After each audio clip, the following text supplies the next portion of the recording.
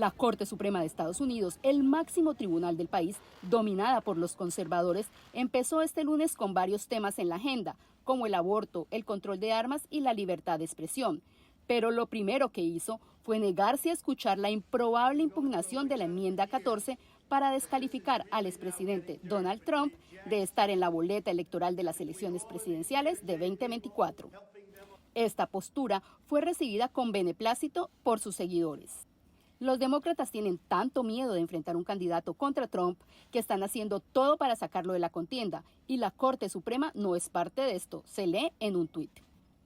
El máximo tribunal también tiene entre sus temas pendientes el control de armas, una preocupación para activistas que promueven la revisión de antecedentes para la comercialización de armas. Nosotros tenemos miedo que una de las cosas que pase es sobre las leyes que sí hemos pasado en diferentes estados, que la Corte entre y quite protecciones que hemos puesto para prevenir la violencia de las armas. La Corte Suprema deberá decidir si los estados pueden regular los contenidos que publican las redes sociales en sus territorios. Estudiará si las leyes aprobadas en Texas y Florida con este fin son constitucionales. Otro tema pendiente es la revisión de las restricciones impuestas por un tribunal inferior sobre una píldora abortiva. Todavía hay fondos para continuar apoyando a Ucrania. Varios miles de millones de dólares, según el portavoz del Consejo de Seguridad de la Casa Blanca, John Kirby.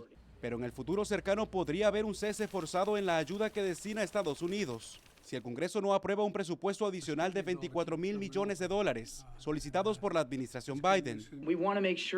Queremos asegurarnos de que no haya ningún lapso, que podamos continuar este proceso constante de apoyo, particularmente a medida que nos acercamos al otoño y mientras continúa su contraofensiva. El obstáculo es un grupo de legisladores republicanos en la Cámara de Representantes que pide detener la asistencia estadounidense, argumentando el endeudamiento del gobierno federal. Pero una amplia mayoría en las dos cámaras del Congreso apoya autorizar el presupuesto adicional, aunque algunos se preguntan si debe haber un límite.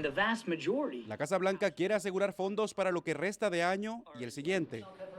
Reunido con líderes europeos, el presidente de Ucrania dijo el lunes que la victoria de su país depende explícitamente de la cooperación internacional.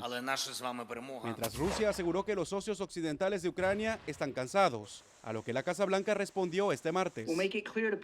Le dejaremos claro a Putin que también está equivocado en eso. Expertos militares aseguran que la contraofensiva de Zelensky ha sido más lenta de lo esperado. Creo que el presidente Zelensky tendrá que articular eso en los próximos meses para encontrar cooperación entre quienes lo apoyan. Mientras, el conflicto pareciera no tener un fin cercano. Desde la Casa Blanca reporta Jorge Agobián de La Voz de América para Telearuba.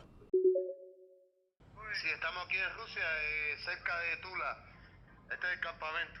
En videollamada con su esposa Yamideli Cervantes, el cubano Enrique González, quien trabajaba como albañil en su país, asegura estar en un campamento de entrenamiento del ejército ruso localizado a unas horas al sur de Moscú. Que todo el que vino para acá sabía lo que venía. Eso sí te lo digo clarito. En que venían para la guerra, eso lo sabía todo el mundo. Tras su llegada a Rusia, la esposa de González, en el pueblo de la Federal, recibió parte del bono de reclutamiento de $2.040, que según Yamideli ha llevado a muchos cubanos a unirse al ejército ruso para pelear en Ucrania. La necesidad obliga. Si aquí no tuviésemos tanta necesidad, yo estoy segura que esos hombres no hicieran eso. Reclutamiento ilegal bajo las leyes cubanas contra el mercenarismo y que llevó al arresto a principios de septiembre de 17 personas. Una de ellas es la organizadora interna de estas actividades, es la responsable de organizar internamente la actividad, apoyándose en otras dos personas. Joan Biondi, de 23 años, aseguró que él sabía de unos 100 hombres de Villa María, que incluye la Federal, que ya habían sido reclutados por Dayana, con quien estuvo en contacto vía WhatsApp, con la promesa de recibir ciudadanía para luchar por Rusia en Ucrania.